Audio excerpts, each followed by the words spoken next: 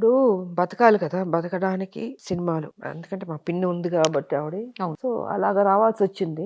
నాకేంటంటే ఒకళ్ళ మీద ఆధారపడడం నాకు నచ్చదు. నా కాళ్ళ మీద నేను నిలబడాలి. నేను సంపాదించుకోవాలి. ఒకళ్ళ దగ్గరికెళ్ళి అడగడం అన్నది నాకు నచ్చదు.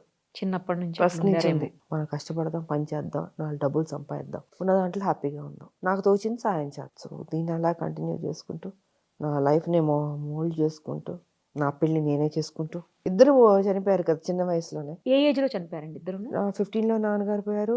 1 ఇయర్ గ్యాప్‌తోనే మదర్ పోయారు. సో, అలా వెళ్ళింది లైఫ్. ఏంటండి వాళ్ళకి ఏమన్నా హెల్త్ ఇష్యూస్? హార్ట్ అటాక్ వచ్చింది నాన్నగారికి. మా మమ్మీకి.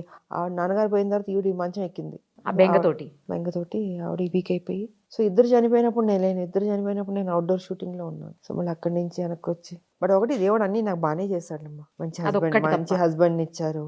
యాహ్! ఒక అదైతే హీరోయిన్ కరెక్ట్‌లెండి. గొప్ప స్థాయికెళ్ళాను. రాజకీయాల్లో పొలిటికల్‌గా గూడా తెలంగాణ సాధించాను. అన్నిట్లో సక్సెసే కదా!